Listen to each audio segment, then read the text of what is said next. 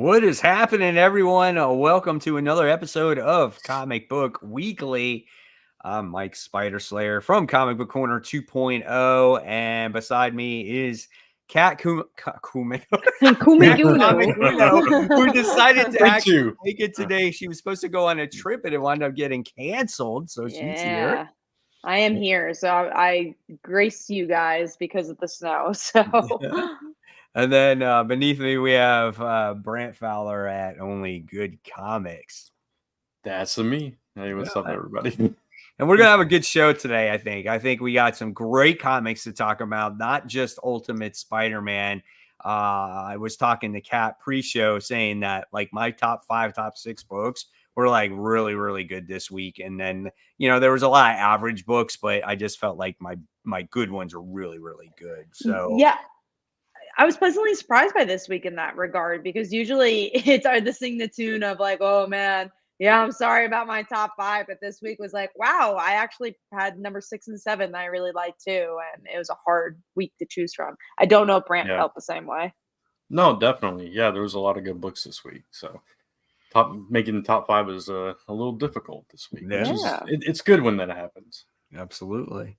So before we get into obviously the main topic, which is Ultimate Spider-Man, we'll build that audience a little bit, but we're going to talk about the little bit of news that we have. It's really not that much. I probably can't say we will spend more than 10 minutes on these news pieces. It's pretty brief this week. Yeah, probably not. I think we're going to be spending more time on Ultimate Spider-Man. We do have a question from Mike Manhattan to start, though. What news? We'll get to it. There's some news. Did you guys hear Ed Brubaker and Sean Phillips' comic Criminal has been greenlit by Amazon? I did, but I don't think any of us have read it. We've read other books from them, but none of us have read Criminal. No. Yeah, so I mean, that's honestly good news. That's good news though, because I feel like sometimes when I go into a show and I've seen everything, I'm like, oh, I'm bored. So maybe getting a show where I haven't I haven't read the comic, but I get to watch the show, but I already know that I like the creative team, will be kind of a perfect balance for that. Yeah. But let's talk about first the Eisners dropping the journalism category. That was kind of crazy. Everyone I tell, they're like, what? That happened? It just kind of shows where comic journalism is going. As someone who was in comic journalism for a long time, I could also tell you, sites are less, content is less. That's not to say that the articles that are being put out are any less. I think there's some really great articles, and just things look different these days, but there's not as many sites covering things. I think it's a sad time to see the Eisners not even have the category anymore. Yeah, it's like, I mean, everything's mostly like listicles these days, right? So, right. It's weird. It's like there was a time where, I mean, it's comic journalism, so whatever. But I mean, we're not hard hitting facts here, but I mean, it's entertainment news. It's weird. There was a time when it was like really prevalent, right? Mm-hmm. And site all kinds of like major sites, and now it's like, who do you go to? Well, I get most of mine off YouTube or whatever. Right? Yeah. Yeah. So it's an interesting time, but yeah, it's a little sad to see, because I was in it for a long time too. Not quite as deep as Kat, but definitely on the bandwagon there. So. I usually go to Apt. I go to Popverse and I'll go to Comics Beat. Those are usually the 3 I'll go to, because I realize, especially Apt and Comics Beat, at least they publish press releases. So I can see like, oh, this is what DC is announcing or whatever. So Popverse does a lot of think pieces. Yeah, Popverse is good. The Beat's always been good. Mm-hmm. I see the most stuff just because it pops in my feed the most often from comicbook.com. Right. But, a lot of that is, no offense to that site, it's by design, but it is very clickbaity. So yeah, they have a lot of articles. There's more quality. I mean, there's more quantity at comicbook.com. So right. And then you just get a lot of stuff just in general from, like, I don't know, if you get stuff from like creators or writers, they just post stuff too. Mm-hmm. That's really interesting, because we'll talk about Teenage Mutant Ninja Turtles in a second, but like I didn't really see many like comic sites covering it right away, But then I saw on my feed, Jason Aaron had a Substack, and he's like, I'm writing Teenage Mutant Ninja Turtles. And I love that. I love that the creator is able to tell their own narrative now, and they utilize their Substack. I think the only negative towards that, and I've actually read, I think James Tynion was talking about, like, oh yeah, I use my Substack as like a social media pretty much. Like, I don't use Twitter and I don't use Facebook. And I find that to be interesting because I think there's a positive to that, because you're obviously just talking to your network, and you get to, it's kind of like Kickstarter for comic news where you directly talk to your audience, but then there's the flip side of, like, you're not going to find a new audience that way, so it's a little hard. But I think if you're trying just to announce to your fans what's going on, yeah, Substack's a really great way to do that. Yeah, for sure. Let's see. Do you think social media is dying? Well, that's a whole nother podcast to talk about that. But let's get into The Hood is the next Ghost Rider. I didn't see that one coming. Well, I didn't see that one coming either. So when I saw that, I was like, oh, well, now I'm just spoiled. Because I had no idea that it was him. And I thought it was the female in the book. And so now I'm just totally flipped upside down. I had no idea that that was happening. Yeah, it's weird. Have we ever had a villain be Ghost Rider? No. Not that I know of. And I want to know how he acquires this, because he hasn't been in the book at all. So I'm just like, what the hell, man? It's just out of left field. That's weird. Yep. It's like the Hood pops up every few years. It's like it's always big since whatever that event was he was showcased in. I can't even remember now. It's been so long. But it's an odd choice for the character, both for the Hood and for Ghost Rider. So I don't know what to think about this at all. Yeah, exactly. Yeah, that's weird. I mean, I'm on board because I read the whole series, so now I'm getting ready to read the next one. So we'll see what happens with that. So, but I always believed that it was the female, and that was that. So, and the whole last volume ended with like Mephisto and all of that stuff. So that, left field for sure. So next up we have What If Venom has a few designs here. I'm going to see if I can show it on screen so you guys can also see what these Venom designs look like. There's a lot of what if stuff happening. I think I also saw that Edge of Spider-Verse has another spider person coming up. I think it's like Cosmic, I don't even know, something like that. Someone with the C, Spider-Man. So, there's all these different alternate versions of your favorite characters. But this is the What If Venom. Got She-Hulk, you got Doctor Strange, Wolverine. I mean, pretty cool. I'll pick it up. The designs are cool, yeah. Yeah, the what ifs have been pretty solid. They haven't been bad. The She-Hulk one looks cool because it looks like instead of obviously Eddie, it goes to She-Hulk, and so that's pretty neat though. I'm curious about that one for sure. Yeah. I saw some of the designs on social media before this news piece. I knew something was coming. I just didn't know what, or like what it was for or whatever, but it looked pretty cool. So I'll check it out. Here's some of the bigger news pieces for the week. So Creature from a Black Lagoon, Skybound has now their Rom V, I believe, is working on it. Yeah, no worries. It's interesting because people really saw this as big news. I think a lot of people like the old school monster flicks, but it's not really in my. I have not liked, and obviously nothing against the writer, but I haven't enjoyed a Rom V book yet. So I'm like, I don't know, this doesn't interest me. So I think it's cool that they're bringing these universal monsters to the comics again. And I'm reading the current Dracula one, and the Dracula is pretty cool. It's not like, I thought that the first issue was really good. The second issue was good. And I felt like this third issue was kind of more of the same, but I think it's cool bringing back that old school style of just universal monsters. And so if you're a fan of those things, like, I think this is right up your alley. And the Black Lagoon monster is just kind of weird to begin with. So I'm curious to see what kind of story they can write with that.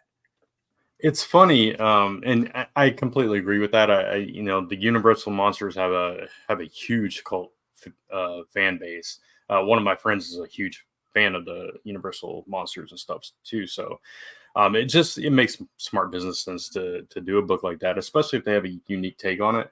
The funny thing about this story, when I saw this pop up, is for those that don't know, I've started drawing again daily with the new year, and I've not missed a day so far, fingers crossed and everything. But it was funny, last week I was trying to figure out what to draw, and I was like asking Lisa, what should I draw today? And she just randomly says, "Creature from the Black Lagoon." I'm like, okay. So I drew a picture of the creature from the Black Lagoon. That's crazy. So I just wanted to share that. I don't know how well you can see it, but it came out good. So that's awesome. I mean, I think it's a good idea, like I said, and I like the Universal monsters more now because when I go to Halloween Horror Nights, every year they have a house with those monsters in it, and it tends to be the best house every single year. And so I like to see what they will put in comic form here. So yeah, I'm excited. I mean, they're classics for a reason, right? There's a reason we keep going back to vampires and werewolves and all that kind of stuff, because they're what they are. Yeah. So we do have a question from Serenity. Do you think we'll ever get trading cards back at comics? Been on 90s comic binge, and this popped in my head. Sorry, I'm muting myself. I remember that the Deadpool trading card from a couple of years ago, they were like, oh my God, this is the Deadpool trading card. You got to get it. But other than that, I feel like if it was going to be popular again, it would have been the time where everyone was buying those baseball cards and trading cards was like really, really, really popular like 2 years ago. So not saying it's still not popular, but that felt like the height. So I don't think so. You never know, though. I mean, you never know. I mean, I know they have Marvel cards now that is released that they're currently releasing. I'm curious if like they'll come out with something again that's attached to the comic book. Like you start seeing more of that again. I think if they related to like Marvel Snap, because it's such a popular game, maybe like if they did like a QR code, let's say, right? Oh, if you get this physical one, you could like play it on Marvel Snap. That would be cool. That's already such a popular game. Yeah, it's a real popular. Yeah, that game is. I still play that game all the time. Me too. I do on occasion. Before I go to bed, sometimes I'll play while I'm watching a movie. It's so easy to play. It's like it takes you 3 minutes to play around, and you're just like, oh, I could play one more or another one, and then you're done and you put it down. It's great. It's a fun game that way.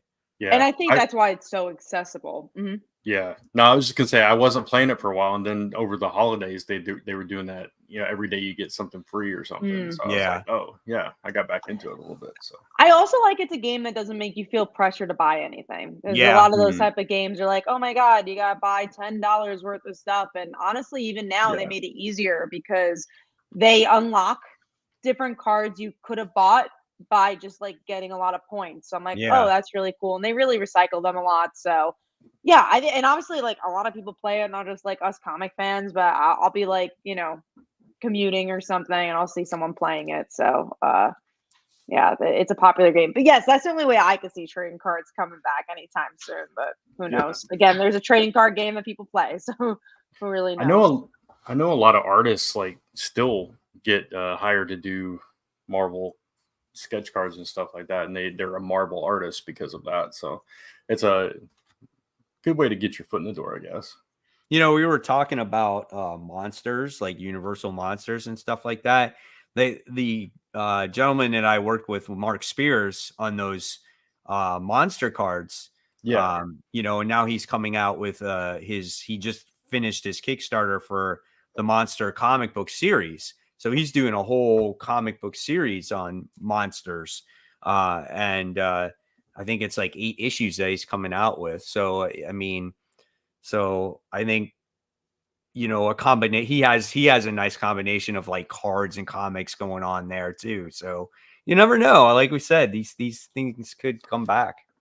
Yeah. I see the cards a lot more in indie circles, especially on Kickstarter. So Cat does them. I do the trading cards, and honestly, they're a lot of fun. They're it's so funny because anytime people are like, well, can you play a game? I'm like, I'm sure you can make a game out of it if you want. I'm just here that way you can have some fun trading cards. But they're kind of they're easy, they're cheap to make, and it's like kind of a fun collectible thing to do. But Kickstarter definitely has a cool place in it. Next up is, and I was actually really surprised by this one. Jorge Corona is going to be the artist for the next arc of Transformers, which I really do like this artist. I believe they've done a lot of DC stuff. And every single time I see their name, I'm like, oh, that looks really cool. But I was not expecting that. And I didn't expect Daniel Warren Johnson to not do the art, which I'm fine with. Again, if you get a really, really good artist, I think I'm okay. But it is going to change the vibe of that book. Yeah. Yeah. It's weird. I think Jorge did some of the Batgirl stuff. Did the Batgirl stuff and did the Me You Love in the Dark. Yeah. So that's a little. I'm not picturing that actually. So it's a little. It's similar. Some more complementary art. Yeah, art style to what we're getting now. So it won't. Hopefully, it won't be too much of a jarring kind of thing because it's obviously there's Daniel Warren Johnson's style is very distinctive, but at least it'll be in the similar vein, I guess. But yeah, it was a weird announcement. I wasn't expecting that either. But if it allows him more time to write it. I'm all game for that. So I don't know how long do you think Daniel Warren Johnson's going to stay on the book though? Yeah, he's already not doing art. I don't know. Right. Yeah. Because he doesn't write ongoing series, you know that? So he's always written this mini series. So he's probably going to be only on there for so long.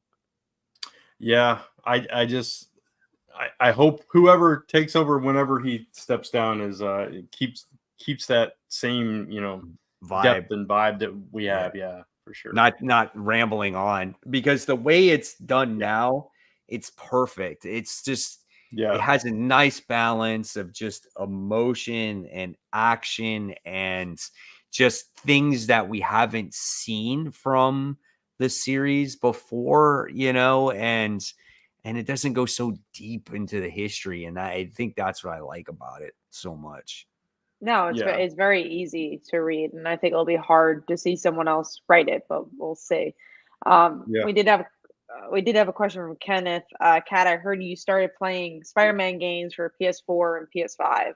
How far are you in? I'm about like 30% in the first game. I started playing. I'm still playing, but I also got Call of Duty, and that's like one of my really relaxation games, weirdly enough. So I've been putting more hours into that, but I've been enjoying it. It's cool. It's a fun game. And I'm excited. I'm excited to see where it goes. I know a good chunk of the story because of the comics. Like an article a long time ago, I had to write. I had to read every tie-in comic for the video game, so I kind of already know the story for the first one. But it's fun. I like the games. I got the PlayStation for the games, so that shows you how dedicated I am. But let's get into this. Mm-hmm. I was just gonna say my relaxing game is Fortnite, so I'm right there with you guys. It's a little bit more brainless when you're also like Spider-Man's also like kind of connected to your day job, so it's like, all right, I'm doing comics all day and then storytelling. Call of Duty or Fortnite, you're just shooting people and you're just like having fun. So that is a little bit more of a relaxing game. A war game is relaxing. Yeah, there's something mindless about it. There's no story. That's what I like about it. Right. You just sit there and play. You don't have to think about anything. Yeah. My son and I were playing the remake of Resident Evil 4. Oh, I bought that too. And Resident Evil 4 is my favorite video game of all time. So I'm very excited to play the remake of it. It is such a good game. It was one of my favorites when I played it on the GameCube back in the day. And so when they made a remake of it, I told my son, I was like, we have to get this game. You have to play this game. It's so good. And the remake is really, really good. We just finished it actually yesterday. It's a really fun game. I feel like it just has a good amount of length too. It's not too long. It's not too short. It's such a again. And it's not impossible either. Yeah, it's fun. Is the best game ever released in my opinion. I really like it. It's this is a comment from Chevia, but Call of Duty Modern Warfare 3 story sucked. It doesn't matter because I'm not there for the story. I'm there to play online to shoot other people. I don't want the story. That's why I like it.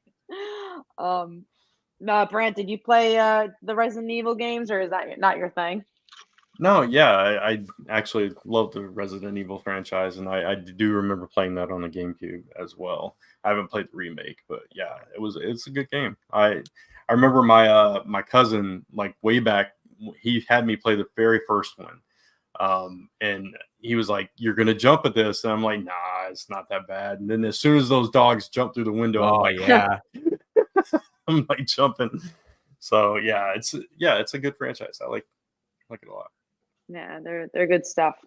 Mhm. All right, let's go into the last topic here, which is Jason Aaron is going to be writing Teenage Mutant Ninja Turtles. This is what I was alluding to before, that he announced that on his Substack of all places. And what I think is really cool about this is these 80s franchises coming back in a new, in a way that Power Rangers has been really doing for a long time. They're Yeah. telling serious stories and making continuous stories. So will this let me buy Teenage Mutant Ninja Turtles? I'm not sure. It feels a little bit different from Transformers. That's kind of like building a world. And that just felt so much bigger. But I'm happy for the people for Teenage Mutant Ninja Turtles just getting something different. So I don't know if this is convincing me to buy it, though. I really like Jason Aaron, but I don't know. There's something about Teenage Mutant Ninja Turtles I've never been too fond about. I will say, in comic form, aside from the Archie run, Turtles has all. I mean, there's the stigma about Turtles. It's the cartoon, all that kind of stuff. But the comics, aside from the Archie run, has been something very different, and it's always more serious. And even the current run, parts of it have been more serious and more emotional and like real consequences to things happening and people dying and dealing with that emotion and all that stuff. So seeing a writer like Jason Aaron take that on too actually gets me a little bit excited, because I've fallen off the title, in the past several months, and that you're a might fan be of something to bring me TMNT. back. Yeah, That's saying something. yeah, exactly. So I'm really curious. I would love to see his take on the Turtles. So I'm excited for it too. It would, I feel like it's been obviously this run's been going on for quite a while. I fell off of it a long time ago, so yeah, it would be nice to have a good jumping on point. And being that we're all really familiar with Jason Aaron, I think that he can do something great with it. He said himself that he grew up to the Turtles. He way back to the time when the black and white ones were out from Mirage Studios. So maybe he does a little bit of something, from that time frame, like in that style, I don't know, but I'm on board, and I know probably a lot of people will be on board with that too. Yeah, for sure. That's all the news. I do have a Kickstarter going on, and Brant is getting a Kickstarter soon, so we'll talk about those. But I'm gonna share the screen. It's about halfway done through this Kickstarter. It's like Folly Daughter. It's about a high school girl. Father left her, become a full-time superhero. Everyone in the world loves him except for her, and then she inherits his abilities. We're way past funding, and you get to get the whole origin story of this character. So if you like superheroes, you like some good twists and turns, go check it out. I'll put the link in the description or in the chat. So Brant, you also have a Kickstarter coming up. Yeah, so I am doing a special new variant for my book, The Last Ember Hunted #1. It's a new lenticular cover. It's part of the Make 100 thing that's going on this month. So only 100 copies are being made of this ever. So it's really cool. It's got this cool effect where two versions of the cover by Federico, the fire and the closed eyes that you see on the screen, kind of alternate as you turn it, so that it looks really cool. I cannot wait to show the actual physical thing. But this is my book. It's about a teenager that becomes the last fire goddess, and what that means for her and her life, and it upsets everything. It dips in a little bit into mythology. It's an urban fantasy series, so check that out.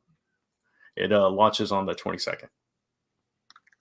Awesome. Go check it out. And then that actually brings us to the main topic, which is Ultimate Spider-Man, which is, probably going to be the biggest news of, of the whole entire year. Yeah, Ultimate Spider-Man. I mean, obviously a great comic in itself. And then obviously, the title of this topic, I totally forgot what the title was. what was it? How this will prove to Marvel that they can be married. Yes. Exactly. More or less. And that's what it is. So before we dive into the topic, let's talk about the comic itself, and then we'll go into the aspect of the family and if this comic can prove that people want to read this more than the main, maybe Amazing Spider-Man title, right? So what I loved about this book is the characters in this book and the relationships that they all had with each other.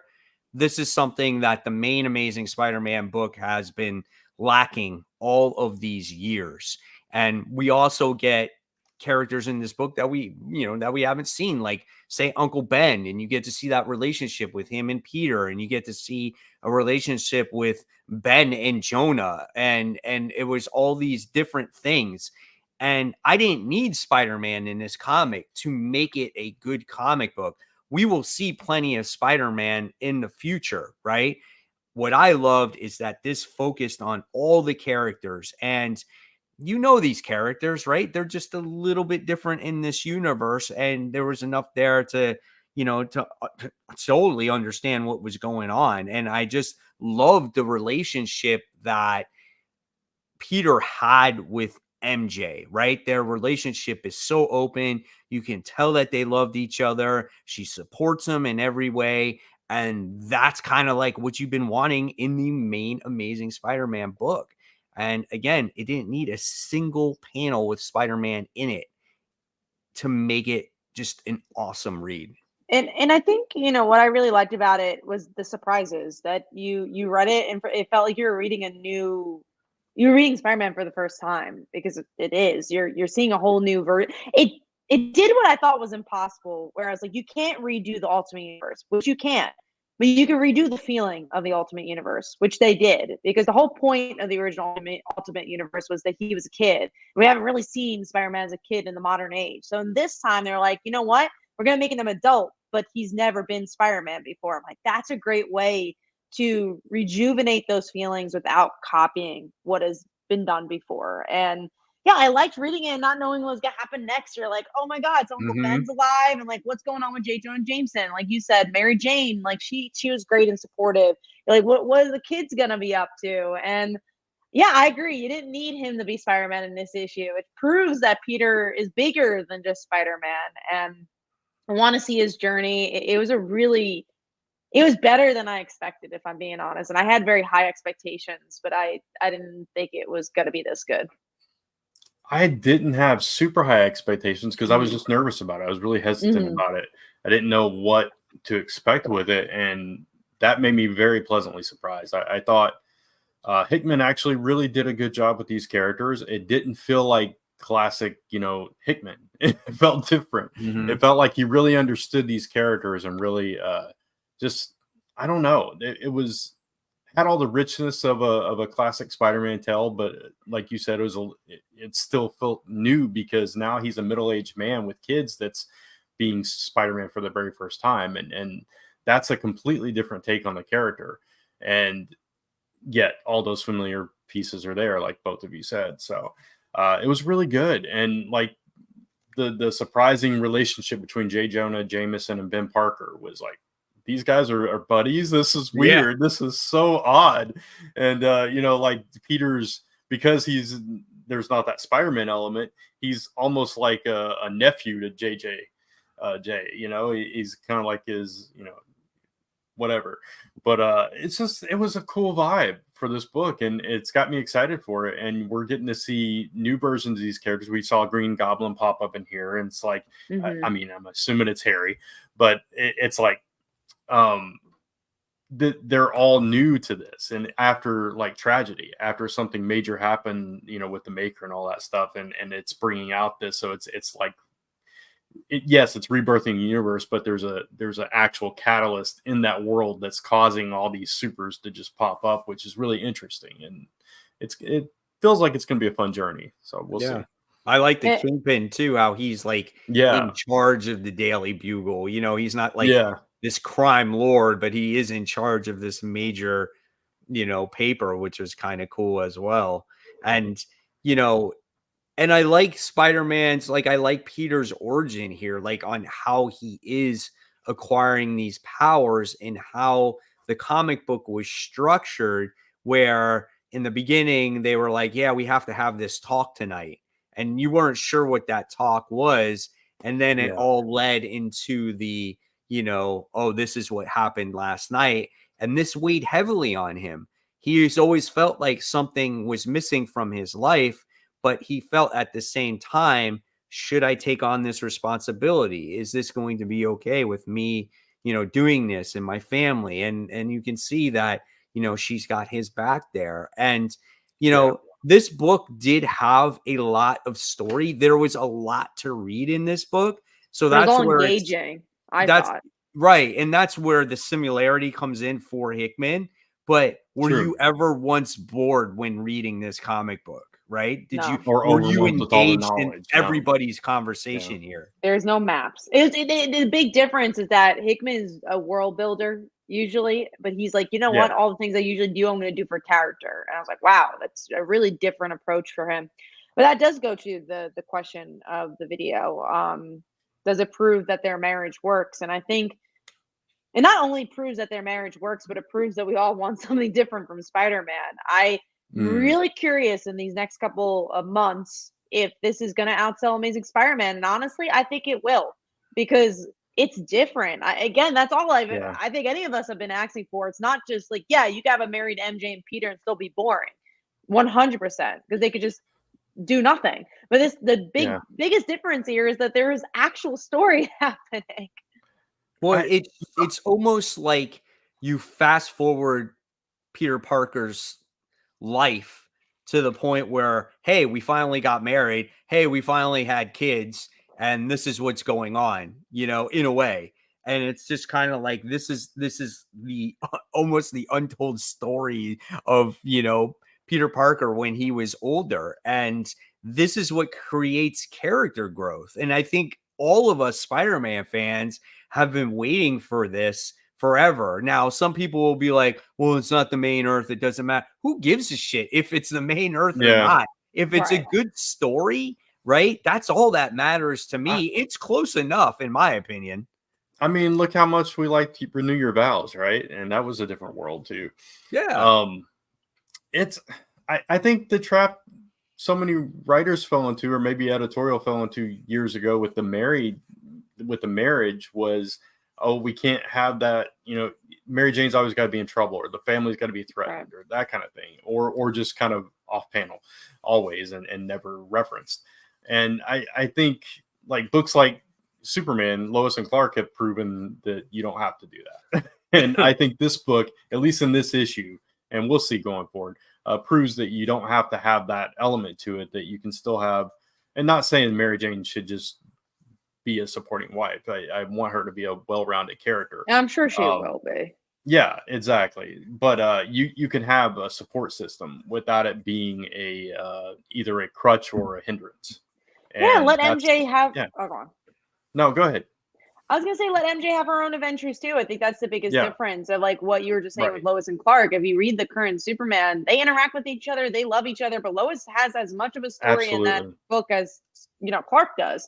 And I think that's what they need to find with MJ too. She's a very interesting character. She could do other things. Obviously, we're seeing the route of that with the 616 with Jackpot, but in this, I'm sure like it's interesting just enough to see her be a model, do the Broadway stuff, or just be a mom, or be a hero in her own right. There's so much to do with her. There's so much history with Mary Jane. Mm-hmm. Yeah, absolutely. Yeah, exactly. I mean, it's a great book. It's a good start.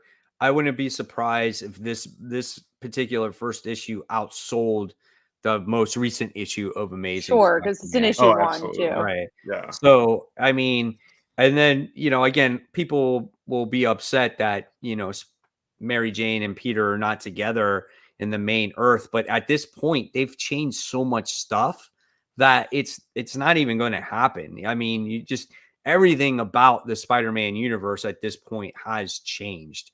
So it is what it is at this point. So you might as well take the next best thing, read Ultimate Spider-Man, and enjoy it. I don't think it really matters if it's in the main Earth or not anymore at this point, because the they don't even affect each other. Continuity is such a loose thing in Marvel comics these days. It's like a lot of the comics don't always interact with each other, and does it really matter? Yeah,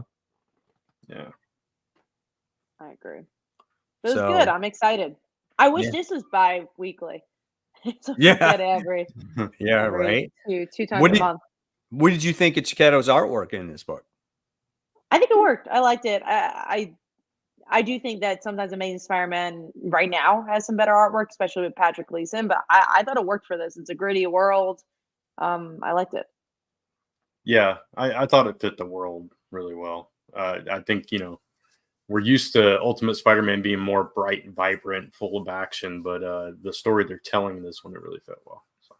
Yeah, I agree. And the cool thing is we were left mystery of what Spider-Man really is going to be like in the book. I mean, we're assuming, he's going to be wearing the blue and red and, and whatnot, but we haven't seen any action or anything like that. So that's for the second issue. And I think that's really exciting. I love how they left that a mystery, after the first issue. So, all right. So that's pretty awesome there. So let's talk about the other big book of the week. And we kind of touched on it a little bit earlier. This is Transformers. This is issue 4. Another solid read.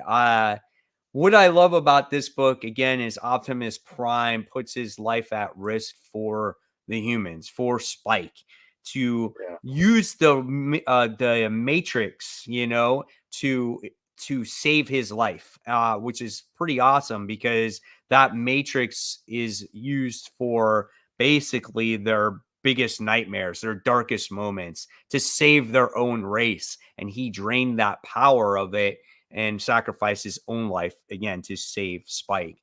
I like the relationship between Carly and Cliffjumper, which is a complete role reversal from Spike and Bumblebee. So I like how they touched on that. And Starscream is just such a complete asshole that he literally destroys Skywarp in order for these guys to survive. But the biggest thing, go ahead. Yeah. I was going to say, cannibalizing your teammates just so you can survive. That's basically what that was. I was like, man, that's brutal. It's pretty dark. And then Optimus Prime showing off old Megatron cannon at the end. I did not see that coming whatsoever, man. I love the way they built that up, though, because it was like, I can't use that. It's just like this. And then you go off to another scene and then you reveal that. It's like, oh my God, that's... And their faces like matched my face as they saw him with the arm. It's like, oh, yeah, it was kind of ominous, but kind of cool at the same time. It was wild, this issue. Every issue really delivers something different. I thought this was a pretty well balanced issue because I will say every issue at least does have motion in the action, but because you have the hospital setting, it felt a little different. I thought it was solid. But again, we discussed there's just so many good books out there this week. And this made my top 5, which just didn't make number 1. That's what I was laughing about. I was like, oh, Kat just told us it's not her number 1. But no, it's not my number 1. But in another week, it could have been because it's so good. But there's just so many books out there. Yeah, no, I get it. It's just this book is so good though. I never thought I would feel this about a Transformers book. I say that every issue, but it's just there's something different about this one. Yeah, right. And what I love is I love how it just doesn't overwhelm you. It does completely opposite from what all the other Transformers books done. Like it'll introduce you to a character here and there. So like Decepticons, we haven't seen a new Decepticon in a while, right? But we've seen an Autobot come in here and there. And this time you wind up getting to see Jazz, which I thought was really cool, man. It just definitely delivers with just all out action and you just can't wait to see what's going to happen next with the series. And I'm so curious when they're going to get somebody else for the Decepticon side to make a difference. Yeah, it's going to be interesting, and we finally saw Megatron's body here, which was also interesting. So, Was it like stuck in that ice or something? Is that what it was? Like, I couldn't tell, but yeah, either way, that means he's going to enter this story at some point. It's going to yeah. happen. Like they So had his cannon, so they grabbed his yeah, cannon and used it for Optimus, but the rest of the body looked like he was somewhere else, and he had no head. yeah, right. So yeah, it's man. I think it's a really clever way to scale down the roster here that you're using too, because they don't have the energon to bring all of them back right now, Mm-hmm. and that's a really clever way to handle such a huge cast of characters that Transformers Yeah, have. I agree, because what happens is you get a feeling for the characters that are currently in the book, and once you have that connection with those characters and you're comfortable with them, then you get to know a couple other characters. So I Yeah, think it's a really smart way of doing it. yeah, It helps me because if yeah, there's for 20 sure. Transformers being shown, I don't know if even now sometimes I get a little confused with what Transformers what. But I think Daniel Warren Johnson does such a good job of the facial expressions. You're like, oh yeah, that's the evil guy. Yeah. But you know what this formula reminds me of? It definitely reminds me of The Walking Dead. Because in the Mm, beginning, you were introduced to very few characters. Like Rick was yeah, your first character, right? And so you got introduced to him. And then you got introduced to Shane. And then you got introduced to the few people in the camp. And I think it's just very similar fashion here. So I yeah, don't know if this was all, Daniel Warren Johnson's intent, or maybe this was Robert Kirkman saying, hey, this is what you might want to do, because this is a very, a universe with lots of characters. So I don't know. yeah, Whatever the case may be, the formula here is just absolutely perfect. yeah. Agreed. All right. So let's move on. So we have Action Comics issue 1061. Another surprising book. I did not expect to like this as much as I did. I don't like Bizarro, but I thought they did such a fun job with it. It was good art. They did something different with Bizarro. It was emotional enough. It was a really solid issue. I was pleasantly surprised by it. I agree. I like this book as well. I don't think this one landed in my top 5 because, like I There's told a you, lot of good books. there was a lot of good books that I struggled with, and I think if this wasn't as strong of a top 5 week, this could have snuck in there. Mm. I like the artwork. I like what Joshua Williamson did with it. Oh, it's Jason Aaron for this one. Oh, it was Jason Aaron. That's what I Mm. meant to say. Yeah, It yeah, was yeah. Jason Aaron. I meant to say that one. I was surprised what he did with it. I loved like the kind of like the motive here to use that magic to weaken Superman, but to have all his people, I guess, make the new Bizarro world. And I love the ending of it, the way how Lois was just standing there and she was like, "Yeah, something's wrong," and then she's like a Bizarro person. That was pretty sweet. Yeah, I liked that was it. cool. Yeah, no, I liked it too. It's I'm not a huge Bizarro fan either, and I was nervous when I saw that that's who it was gonna be. But yeah, it was a completely different thing to do with Bizarro, and imbuing him with magic, which Superman is that's one of his weaknesses. Yeah. It's like, man, that's okay, this is something we haven't seen again with Superman, just doing stuff we haven't seen and some stuff that's really interesting. And yeah, and the art was really strong in this book too. So yeah, Yeah, really Paul good said stuff. Action Comics art had that 90s vibe. I agree. And it Yeah, also had that narration that reminded me of like old school comics in there too, So I thought that was pretty cool. Had the old traditional like yellow box in there with the lettering in it. I yeah, like that. So that was awesome. So good stuff. All right. So with that being said, now I know we all struggled with our what our top 5 were. Um, so I'll start with Brant. What was your number 5? I knew you were gonna start with me, and I'm like, I'm still rearranging my top five, but I'll go with the Madness, final issue of the series. And this was just a really good series, and I'm kind of it's there because I'm kind of basing it on the whole series a little bit. So this was, the culmination of her revenge on their version of the Justice League or whatever. And she takes out the two most powerful. She saves them for last. And the Superman level character, the one that couldn't be beat, she finds a way to beat him. And he's not threatened. He's very confident, but she still finds a way to beat him by. And we learned that like her split personality is actually another being that sacrifices herself to save the girl or the woman, and that's how she's able to beat him. So this was just a really surprising series that came out of left field for me.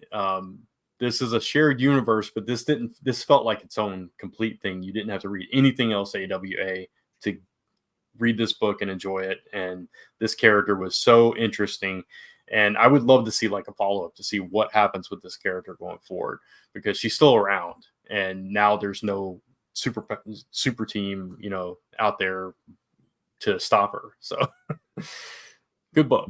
Nice. Yeah, unfortunately, like my shop didn't get the next couple issues or whatever, so I fell off of it. So I'm gonna have to just find it digitally and read it that way. So, and finish it off, because I liked it too. I thought it was really good. Frank did ask, I didn't understand the ending of the madness. How did the entity survive? I don't know that they actually explained it, but like she was sacrificing herself. Maybe. Yeah, she was trying to sacrifice herself, but I don't know. I don't know how they survived. That's probably, they left it open ended for a follow up if it was popular enough, I assume. So, gotcha. All right, Kat, what was your number 5? Mine was Transformers. It did make number 5, but it's still, look, there was a lot of good books. Hey, I'll take number 5. It was a good issue. Transformers any day, man. Yeah. Mine was Green Lantern issue 7. I think that one just was my number 6. Yeah. That was my number 7 for me. Yeah. I like this issue just because of the whole Kilowog story. Just seeing him go through that, that battle and that agony of him, dying and things like that. And the whole thing with the United Planets trying to get Sinestro on their side, and it just went sideways. It was really entertaining. I did think that there was a lot of like explanation and everything in this book that kind of dragged it down a little bit. That's why it was like my number 5. But when it got to the main part there, I was just like, oh man, I feel bad. I feel bad for Hal Jordan. I felt bad for Kilowog. All the Green Lanterns in general, like it was tough, man. So I really enjoy it. Really enjoy the series overall. Looking forward to the next issue. Yeah, I like this issue, but I've liked other issues more just because I enjoy the groundedness a little bit more. This was very expositionary, but I think it was important information, especially finding out about the different lanterns having to go different sectors. I thought was interesting. But yeah, I'm more excited for what this means for the future of the series. Yeah, I thought that was, it took a while to get to that point, but I did find it interesting going, oh yeah, you have different assignments, not in Sector 2814 and all the other metahumans can take care of that planet. Yeah, I mean, I'm glad they explained why Earth was quarantined and why Hal was on Earth and all that stuff. But yeah, it was like you said, the explanations and stuff kind of dragged it down a little bit for me. But I was invested in like what happened to Kilowog, why Sinestro, where he's at, and all this stuff. So this filled in those blanks at least, at the very least. And we also got the backup story. I know you guys aren't reading it, but it was the final installment before leading into that Sinister Sons thing. So and I forgot to mention the yellow lantern battery blew up too. And that's part of this whatever's going on, which we kind of still don't know what's happening with the spectrum there. Yeah, for sure. So we'll see. All right, and let's move on now to The Rise of I can't even say this. Dude. The Rise of Powers of X. This is issue 1. This was worse than the last issue. It was. So yeah, it is. But I know. I told people this on my Worthy Ones video going, all you need to read is the last 2 pages of this book, because what it was, because like Xavier asked Rasputin for, the time has come, you need to come with me, right? And so now he gives her the mission saying, we have to go back in time and kill Mora. And if we do that before her mutant power kicks in, then we're good to go. There's no Krakoa. None of this have ever happened, but we'll be golden. And so that's it, man. It's just like, you didn't, all the other stuff that happened in that issue, like, didn't need to happen. I mean, that was the this book was those issues of X-Men that we didn't like, which was all this stuff about the children of the vault in the future, 10,000 years in the future, yada yada. It was that kind of story, right? And that's what would take me out of X-Men when we would have those random issues pop in like that. And that's what this was. So yeah, I agree. It was like the end of that. It's like, oh, okay, this is how we get there. Right. I just don't know if I want more. I don't know. I gave this. I just want to get to the point where the relaunch comes in July. Yeah. Huh? Yeah. I don't know. We'll see. Every week is a new week to see if I'm gonna get more X-Men, but I'm not a fan. So Dr. Faces is like what, a clone of like Sinister, and he's the one that created like the Moira McTaggart machine that activates all her reincarnations, and he created this freaking thing to make him the Enigma to control the entire year. It was just like, why?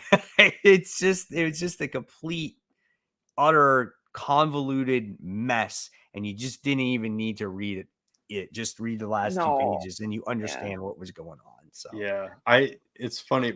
We talked about Invincible last time, Mike. I watched episode 4, and like, didn't they have the clones were in that, the 2 clones? And yeah, they didn't know which one was the original. I love the way Invincible handled that character, that type of character where they don't remember who the original is, better than anything we've gotten with Sinister. I thought that was great though in Invincible, where the 2 clones, you finally knew which one was what. And then what happens at the end, he drinks his, gives him poison. And it's like, now the clone is going to clone the clone, and then they're not going to know again. I'm like, that's just hilarious. They have this ongoing feud with each other. Yeah. Oh, it's so awesome. Oh, okay. Where are we at now? We're on Titans Beast World issue 4. Oh my God. Listen, I love this freaking event, and I love this book. And I can honestly tell you, like, the tension in this book, like the race against time to try to save him. And then all of a sudden, this dude that has this black hole power winds up freaking collapsing him in or imploding him or whatever, Beast Boy. And I just saw that panel where he's just limp and just like Raven's face. Like, I'm not going to lie, guys. Like, that almost shed a tear in my eye. I really felt like that pain and that emotion in that comic. I just felt really bad for him. This is definitely Tom Taylor at his best. Like, he's good at doing the action, he's good at doing the emotion. I do think this issue took a little while to get to that ending, but I like this event a lot. It hits you, like you were saying, Mike. It gets that. It feels like it feels connected to the rest of the DC universe. It feels like there's some emotional weight to the event. Hopefully by the end, obviously it does things, but it feels like an event, which we haven't gotten in a long time, where it feels necessary. Yeah, there was also different art in this one, if you all didn't realize it. I mean, it was still good art, but it wasn't Ivan Reis. Not as strong. Yeah. I enjoyed it too. I didn't enjoy this issue as much as previous issues, but the stuff with Beast Boy especially was really, really strong and emotional. And it's like, okay, there's all these spores, so maybe there's a way to bring him back, because there's parts of him still down there living. So hopefully that there's a way back for him. But man, it was hard to watch. It's like, oh man, this is Gar. It's like, even though it's just like that big gigantic eyeball, like you could feel like the pain that he was going through. Yeah. And then he just imploded. And then it was just like, right. Oh man, it was just like you just like gasp and you're just like, damn, that just sucks. You know, that one panel where the parts of it are where it implodes. Yeah. Thank you for the super sticker, Highland logo. Thank you so much. Appreciate that. Yes, thank you. I like the very beginning with Peacemaker being like, oh yeah, which one was yours, the tiger or the frog? It's like, what? That was so good. It was like, dark, but so good. Just a crack. Oh, I'm sorry. That guy, man, that they recruited, I didn't even know who that character was. The guy I didn't either. Black Hole to do what he did, and it just shows you like Amanda Waller is just like, she's such a bitch. She's just so heartless, man. She's so evil. That's why she's a great villain. Yeah. So shitty. So I'm really curious to see like what they're gonna do to bring him back to life. You know, I think it ends next issue. I think that's the last issue. Is it? I think. Let me look. What was that one? 4? So, I was thinking it was 6. Yeah, there's 2 more. You're right. So there's 2 more. So next issue is penultimate, and then you have 1 more. Okay. Although they come out so frequently. So January 23rd, and the next week, January 30th, the issue 6 comes out. They've been coming out like every week.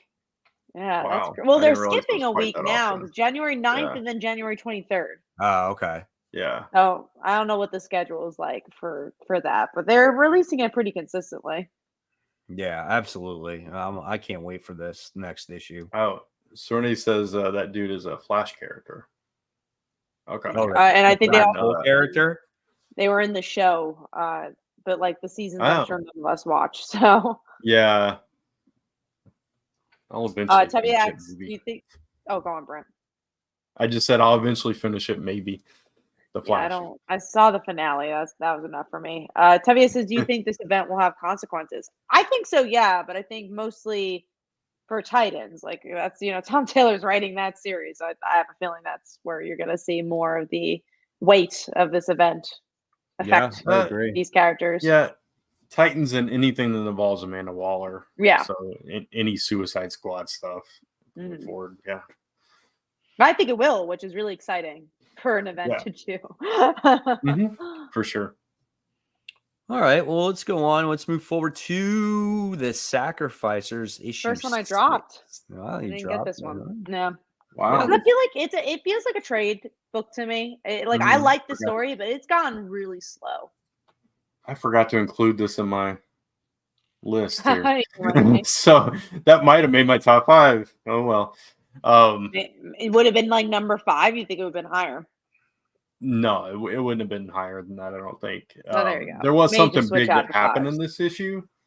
So the pigeon, like he got the powers of the daughter somehow. Well, yeah, because she was in the chair, and she was in the chair. She was actually getting her power sucked dry, and then something happened.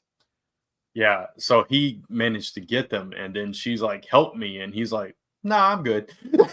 Leaves her to die, which I thought was awesome. Yeah, it was crazy. He was just like, "You're part of the problem. Why everything has happened," and he's he realizes now he's like as strong as like a freaking god. Like he can rip people apart and stuff like that. It kind of sucks. This is the issue that you dropped because all the big stuff happened. I know. I know. And it takes a break now till April. Yeah. Wow. Till April, I think. Yeah, April. Yeah. Damn. Well, maybe this would have been the issue, but I'm not going back now. All right. So let's move on to number 4. And this time I'll start with Kat. Mine was Action Comics, where we talked about it. All right, Brant, what's yours? Mine was Beast World. So yeah, what was mine?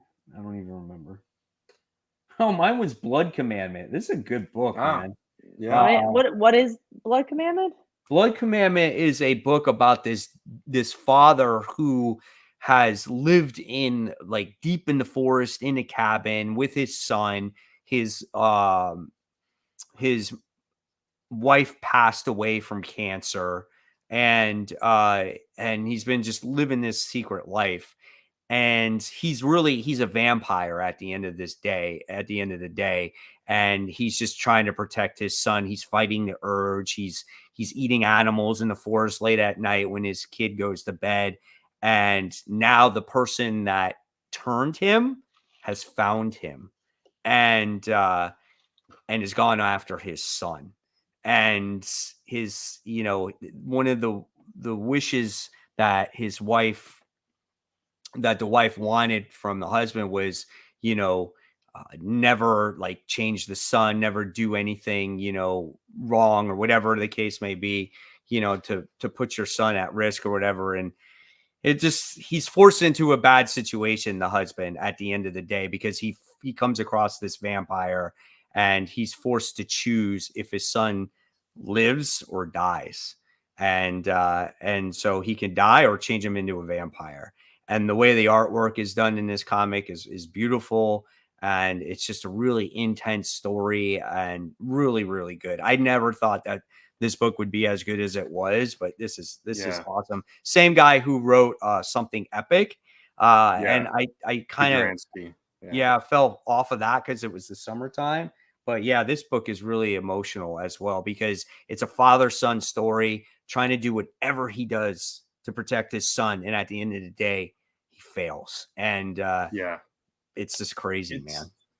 It's really like heavily inked, so it's really dark and moody, and the art is really good. But yeah, it's that when he finds the kid in this issue, and then the father finds him, what he did to him, and it's like, oh, it's so emotional, so heavy, because right before this happens, the kid he's never prayed before, and he's like, God, I know I've never talked to you, but can you save my father? And the next breath, the guy kills the son, and it's like, oh, yeah, so I don't think he's gonna be believing now. It was so heart-wrenching, but yeah, it's a good book. It surprised me too. I didn't expect it to be as good as it is, but and like Brant said, the art is so good. Like, there'll be a lot of panels on the page, but it really focuses on like certain aspects of facial expressions, like mouths and eyes, and it just goes really intense to it. So it's awesome. Really, really awesome. Yeah. All right. So let's move on to, I'm curious about this one for you guys. Batman and Robin issue 5. I like this different issue. Art on this issue.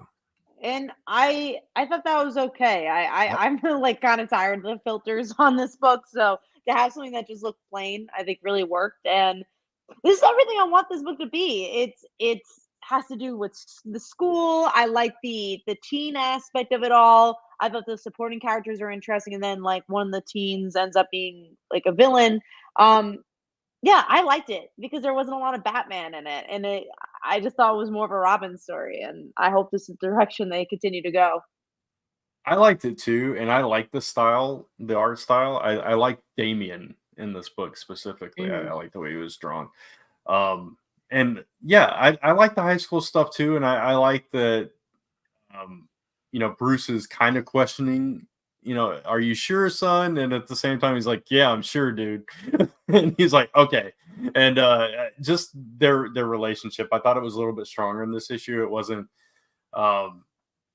It was still Batman kind of out of character a little bit, but it made more sense here. It felt more fluid, and it wasn't so jokey. It was more like, okay, I'm trying to be a good dad here, which was cool. And seeing the moms like kind of gush over Bruce and stuff was it was kind of funny.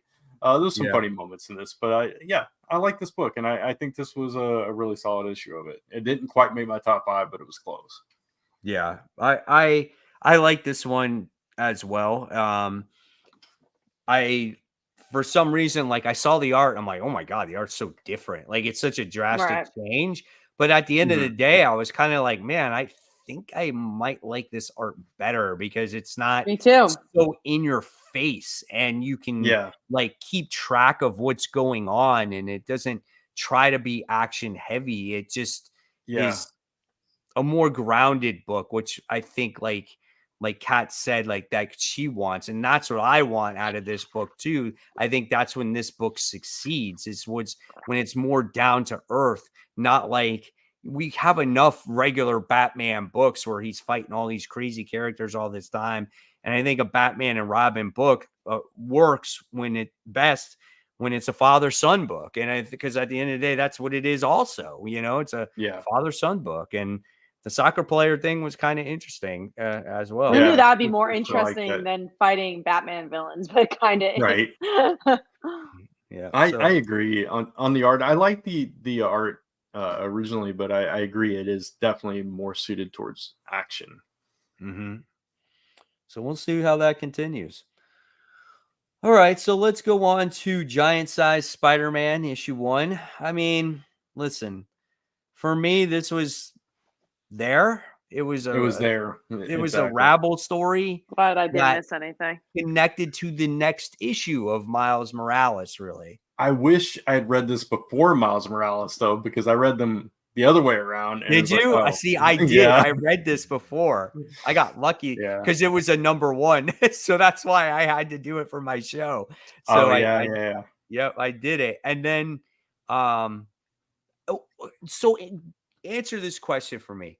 Why are we going to do a reprint of a story from the Ultimate Spider-Man, and it's so part weird. 4 of a story? It was issue 22 or something like that. It was so random. I mean, it was a good story. I did reread it because it was, Ultimate Miles, and Bendis and Pichelli, and it was like, oh, it's been a while since I read that. But it was so random. It was like, why? I don't understand where this fits into anything. So, yeah. Right. It was odd. Well, like, wouldn't you want to put Miles Morales number 1, right? Why would you not? Or first appearance, or maybe even the first part of that story. Why would you just do the 4th part to that? The only thing I can think of, Mike, is this. Okay, so Kat, this was the issue where his mom dies. Oh, that's what I figured when you said a part 4 story. Right. So it is one of the best issues of the series. So I just hope that's not leading to his mom dying in the 616, and maybe something happening with his mom. So maybe that's why it was there, or they just were like, "This is a good issue. Let's just toss maybe that was the issue because Venom was in it, and Venom was in. That's true. Yeah, it's definitely one of his bigger issues, possibly. Like, if you think about like what was the key issues of Miles Morales, one of them is going to be his mom's death, but that death is only great if you read the other parts leading up to it and finding out, she found out. Like, one of the best parts of that death is her finding out that Miles is Spider-Man. Yeah, that doesn't happen in that issue. Oh, it doesn't happen in the issue, but she does reference it there. It probably was the Venom connection, Mike. You're probably right. So I don't know. It was a weird way to do a Giant Size. So I don't get it. Yeah. But even the first story wasn't even that great. I thought Dylan Brock was even out of character in this book. He was just like way too angry and way too out of control, where he's had control of the Venom symbiote throughout his entire series. So I don't know, man. That was a stretch for me too. They tried to save it with his last panel where he was like coming apart and he was like, Venom, we got to have a talk. We can't be killing people. And then he just flies off. It was a little out of character for me too. Yeah. All right. So that was a waste of money for me. All right. Well, let's move on to number 3. And I'll start with my number 3 this time. And it is a book we already talked about. It was Titans Beast World. So there's that one. So then we'll go on to Kat. What was yours? Batman and Robin. Yep. All right, Brant. Mine was Wolverine. Issue was 41. That was a good issue, man. I debated about that being in my top 5 too. I was just like, oh gosh. Yeah, it's mainly for that last page, Mike. I gotta tell you, like, the very first part of it with the Council of Sabretooths or whatever you want to call them, I was like, oh, I'm not gonna like this. But as it went on and we saw where it was headed, I was like, oh my god. And then that last page, I was like, oh crap. So I know you didn't read this, Cat. So this was crazy. So obviously Sabretooth is out of the pit. He's hunting Wolverine, yada yada. Wolverine and Laura and Fang, I guess is what he's going by now. They're all at the North Pole for some reason. So they're like hiding out there and everything. And Sabretooth tracks him down and he kills them one by one. And wow, that actually sounds really Logan. Cool. Yeah, it's Wolverine's birthday. Spoiler alert, everybody. It's Wolverine's birthday. Yeah, and Sabretooth has like this thing about, crapping on him on his birthday.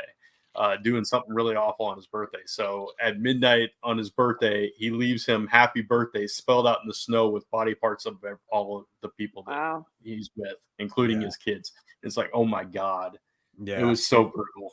Yeah. And it's like, the book itself was gory too. You know, it's just like, especially like in the beginning. Wasn't expecting that. Yeah. Yeah. Go ahead. Sorry. No, I was just saying, just like in the beginning, it was just it was gory too. And I get it, like, it wasn't like the real Cyclops or whatever it was, but it's just, in the beginning, it was a little corny because I was just like, we have all these like different Sabretooths for different Earths. I'm like, okay, so now we're doing like the edge of Sabretooth. Like, it's just like, it's gone so far, but the overall grand scheme of things, it wound up working at the end of the day, and I really enjoyed it too. Yeah. It's just, I was not expecting it to go that dark. It's like, oh man. It's good though. I like it. Mm-hmm. All right. So let's see. We're going to move on to, when we talked about Green Lantern, Avengers issue 9. So hasn't been mentioned in a while. Listen, Avengers to me is just, it's very repetitive. I felt like there has not been as good an issue for a very long time since issue 1. There has not been an issue that's duplicated that. We've gotten the same thing over and over again. We've had the Avengers fight the Ashen Combine. Now they're fighting the Twilight Court, and it's like the same exact thing. They're fighting people that are equivalent to themselves, right? And then they're struggling, they're not winning. Their great combat strategy here was, hey, do you think we should fight somebody else and not someone that's equal to us? And they're like, yeah, let's do that. So they switch, and then all of a sudden they all beat everybody else. And there's this one guy that I guess escapes, and their whole goal is to destroy Kang. And it's the basically Avengers Merlin. Protecting King. And that's it. But there's been no real character interaction or character growth or anything. I feel like I'm reading the same issue for like 6 issues now. Yeah, it feels like the only character growth has been the Impossible City. Yeah, exactly. Their new base of operations. Yeah. It's hard because I want to love this book so bad. And you're right, though. It has been the same exact thing over and over, even from the Beyonder stuff. It's just been kind of very repetitive, and I'm ready to move past that and like dive into these characters a little bit, which, McKay is good at. I don't know. I don't know what the deal is here. So I'm curious to see how long you guys are going to stick with it. Yeah, I trust, so I'm gonna stick with it. I like the characters. Hopefully, I keep saying this. Hopefully, the next one. Yeah, I mean, the way he wrote that very first issue was really, really good. Yeah, and it's just like, and if he can do more of that, that's fine. And don't get me wrong, the action scenes in this book are really cool. Like the fighting is good, the art is good, all about the facial expression. But it's just like, okay, we need to see more than just a fight scene on every single comic, on every single page. Right? So that's basically what it is. So we'll see. Let's see. I'm seeing if any comments in there. What is this? Marvel stated Here we go. Yeah. Marvel stated this many years ago. They see, Peter Parker as the average guy. That's all. And they have any relationship in their eyes, they would ruin the character. No, we definitely know that's the reason why. But you get to a certain point, writing's on the wall too. We'll see where the sales go, right? If you're not making the numbers, then that's proof in the pudding, which is why we came up with this title. It's not that this is like new information that Marvel doesn't want them together, but it's like, if this proves a point, will they be like, maybe the issue wasn't that he was married, maybe the issue is that we just making him stagnant. Yeah, and maybe the issue was he wasn't married. There's no growth in the character, And that opinion by the people at Marvel has been contrary to the entire fan base. Right. And again, sales too. If it was outselling everything, great. But honestly, the numbers seem like it's going down. Obviously, we don't know the exact numbers since COVID, but that's what it's seeming like. All right. So let's see. Let's move on to number 2. Brant, what's your number 2? I keep going back and forth between the two. I'll say Transformers. That was my number 2. I imagine that was gonna. I was seeing what your 2 and 1s are gonna be. Yeah, that was in my biggest. Like, I was debating back and forth, but when we get to number 1, we'll talk about why it was number 1 at the end of the day. Why I made that choice. What was yours, Kat? Mine's Spider-Gwen, Smash. I just said, for me personally, as a Spider-Gwen fan, I'm having a very good time. I also love Dazzler, so that helps. It's everything I wanted Spider-Gwen to be for a very long time. It has really good interpersonal relationships. It's moving the plot well. You got Rick Jones as potentially the Hulk. So you're expanding that universe. So I just think it's a really solid series. And for me, as a fan of this character, it's been a very long time since we've gotten a story like this. I definitely think it's the best Spider-Gwen we've had in a while. It didn't make my top 5, obviously, but I am enjoying it. But at the same but at the same time, you can definitely see the writing on the wall. They reference it here multiple times. Oh, this doesn't feel like your home anymore, huh? This Earth is just not your home anymore. She's gone. Oh, okay. Yeah, she's leaving. All right. No, I mean, the next series is her being in the 616. I know. Which is so but they're like really painting it. Yeah. They're nailing it home. But go ahead, Kat. No. I was just going to say it's really frustrating because I think Miles has a very similar issue. It's just like they don't know what to do with him in the regular universe because his supporting cast is so different. And I think they're going to find a very similar problem with Gwen, especially because like her whole other side of what makes her interesting is that she's a musician that's in a band with Mary Jane. So if you take that away, she's just another Spider person. Exactly. Yeah. I like this series too. Better than any Spider-Gwen series in quite some time. Yeah. By far. Yeah. This didn't make my top 5 either. And I was surprised by the reveal of who the Hulk was. I didn't actually see that coming. I just wish it wasn't revealed in the second issue. I wish they would have kind of just dragged it out a little bit more just to make it more of a mystery. Because I was into the whole Pixie thing coming on stage and fighting, dealing with that situation. So I wish they didn't tackle that Hulk thing right away. Yeah, I did kind of see the Hulk thing coming. From you thought it was Rick? It was going to be Rick. Yeah, I did. Yeah.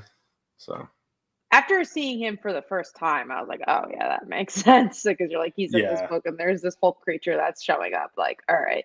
But yeah, no, it's a good book. It does suck. I agree, Mike, that there are some parts that feel a little rushed because it is a 4-issue miniseries. Yeah. Wish is an ongoing that you could kind of like get even more. But yeah, this is so great. We do have a comment from the Elite Battle Angel. It doesn't matter what numbers do. They don't care. They know what they need to do, and that's just how they are. That's just how they work for many years. Doesn't matter numbers. to a point, to an extent, right? Like the reason why they've been doing the things they're doing because Spider-Man has been selling. It's always the #1 book, but now the market has changed so much and drastically that superhero books are not selling as high as books like Transformers or some of these indie books, like Something's Killing the Children. So the market changing so much, if your numbers go so drastically low, it's a business. When you have a business, you have to make a change. And I'm not saying that means that Spider-Man needs to get married. I don't know if that is the change, but I think they'll have to see. It's like maybe we need to do something different with Spider-Man.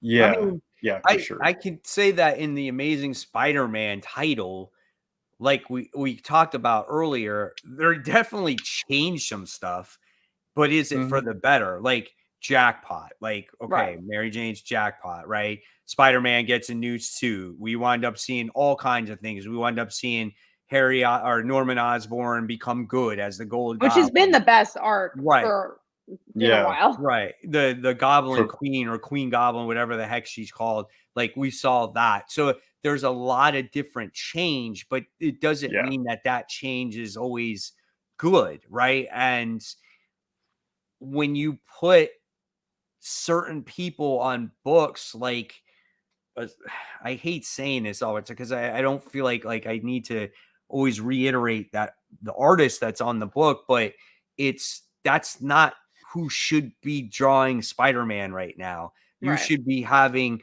artists that can do something dynamic with the character, right? Like a Patrick Gleason, like that is good. I would assume that Chiquetta was going to do good artwork on Ultimate Spider-Man.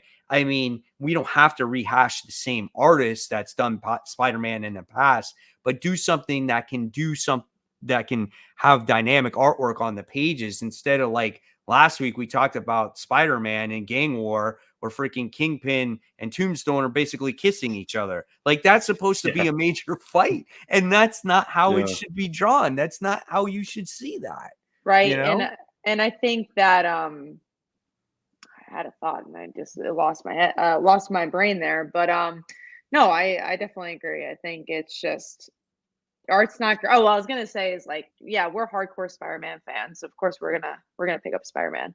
But I think they've lost so many people. And that's also like people just dropping off comics. People are dropping off the superhero books. They're going to indies or they're reading, graphic novels like mangas or whatever. So I just think the industry is different. I'm not saying Marvel's going to change. I don't think that's happening. That's not what I'm saying. But no, I do think they need to do something if their other series is going to outsell their flagship. That's you need to have your flagship books top tier at least. I mean, look at Avengers. You guys were just talking about that.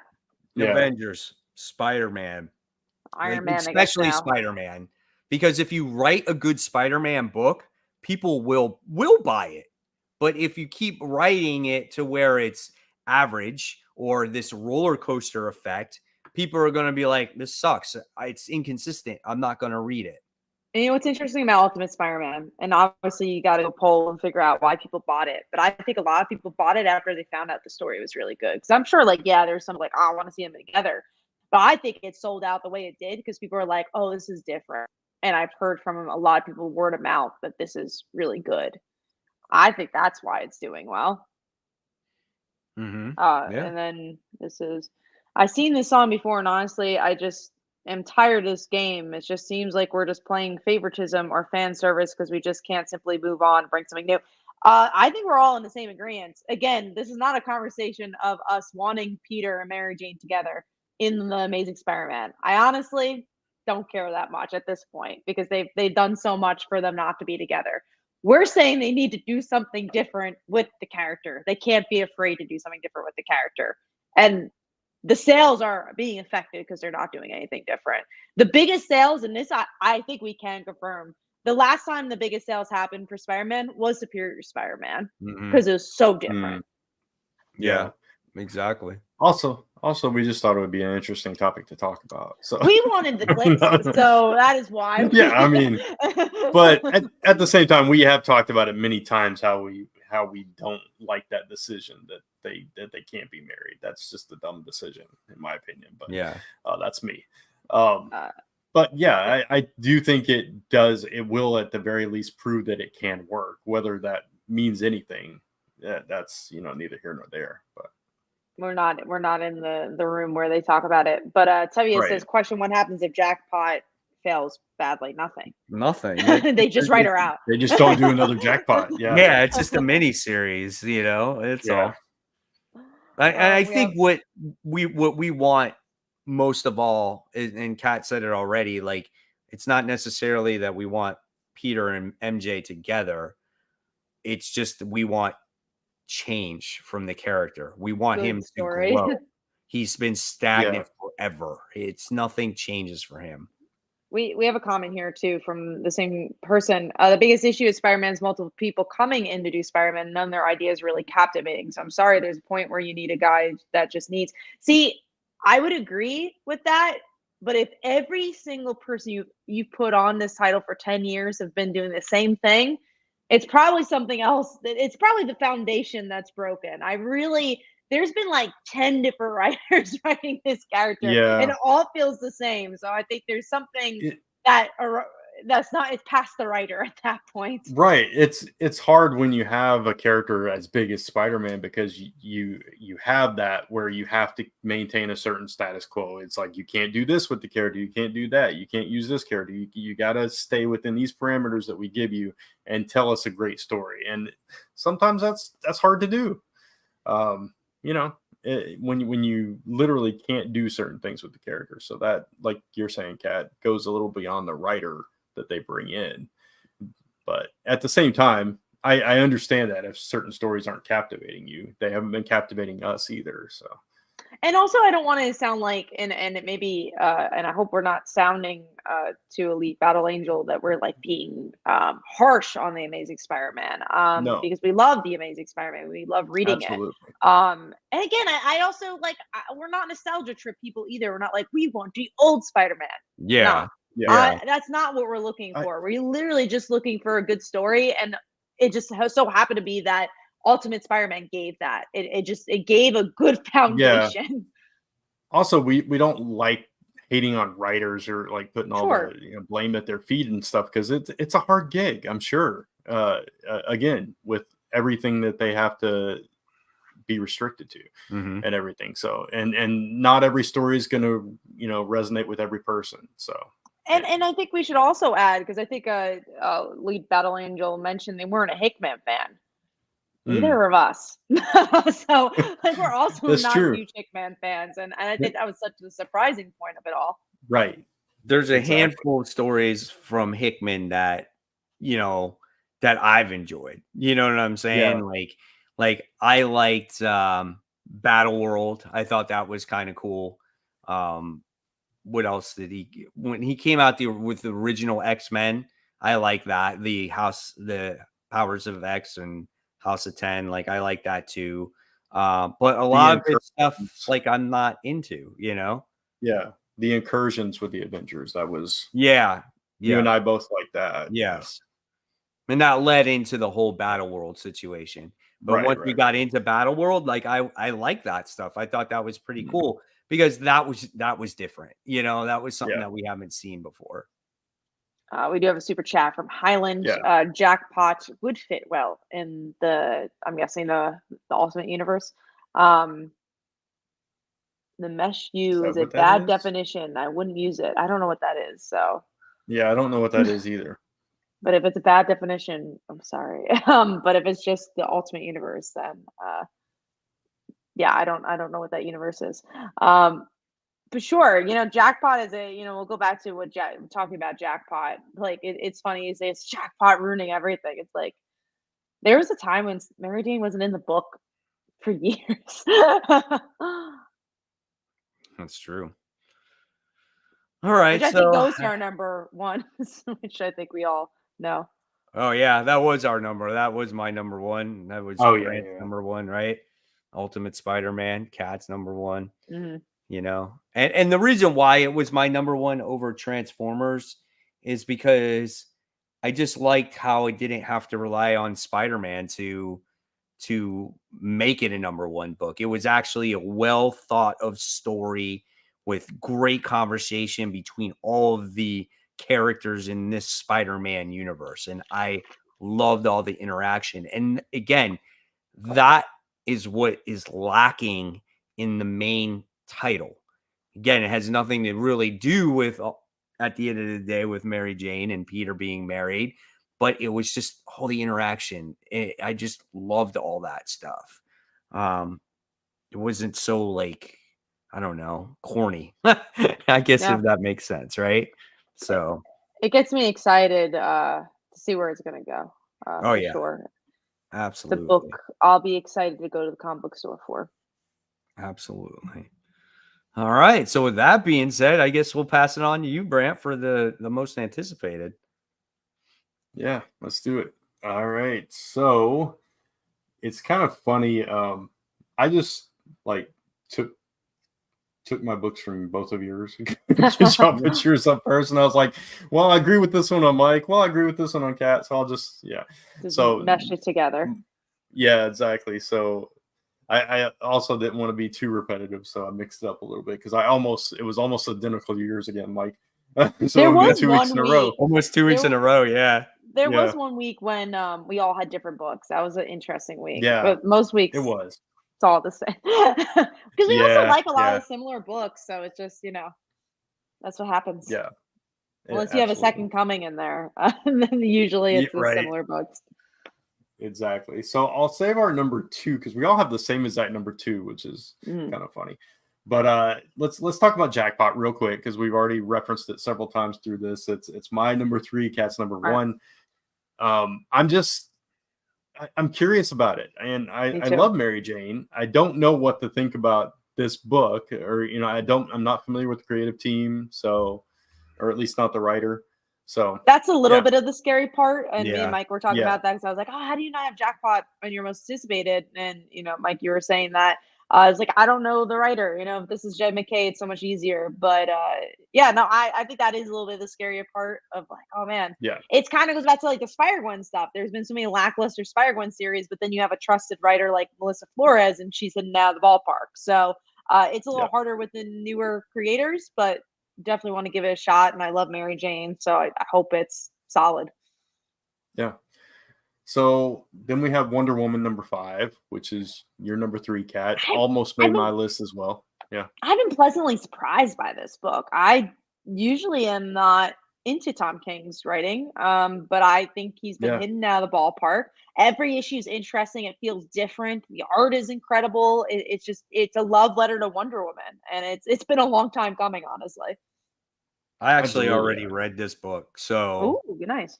Yeah, I'm curious to see what you guys will think of it, but I personally, I think I might still read it, but I'm like, I don't know. I'm kind of done with it. It's so interesting. And if you like it, I totally understand why you'll like this issue. And without spoiling. So this issue made it you turn around. It's because it's too much fucking dialogue when you read this. It just goes on and on and on. It's unnecessary. You know what I'm saying? And what this issue reminded me of, and I'm not spoiling anything, is it reminded me of what is it?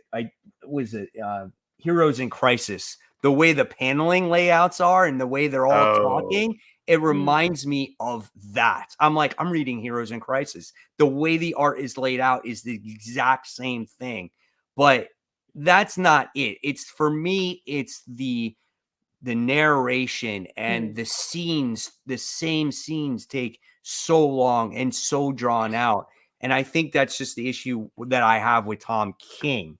Like, it's not just Wonder Woman. It's all the books that he writes. Yeah, it's a style of writing for sure. Yeah. For the most of the time, I'm not a fan of it because he's always saying the same thing. But I think he's done a really good job with Wonder Woman to continue the plot and actually grow the plot, which I've been really interested in. Again, we might get a issue 15 or 20 like we've had with Batman. I'll change my tune. I think he's just done something different, which has just been so necessary for the character. Yeah, I agree. There's just something different about this one for me for whatever reason, and we'll see if that continues. But for now, I'm loving this book. So. Yeah. All right, and then Avengers Twilight is Mike's also made. That was close for mine. Yeah, same. Yeah. This is the one written by Chip Zdarsky, and this is like the Avengers when they're old and Captain America's old, and it's just like I don't remember what the threat is, but they have to, I don't know, come back and maybe save the day or whatever it is. But it's just the twilight years of all these guys, and I'm looking forward to seeing what this story has entail for, you know. Yeah, same.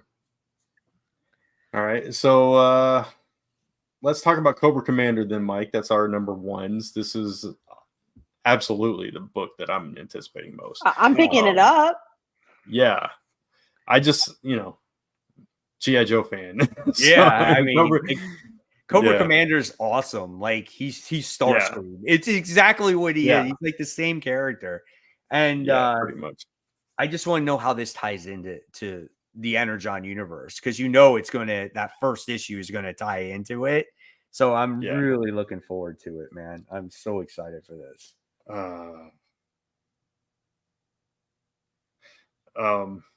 Before you address that, Kat. No, we're not going to. I'm sorry. I appreciate the super chat, but we're not going to. Cobra Commander, it's the way he's dressed in this too. There was an episode of Transformers back in the day.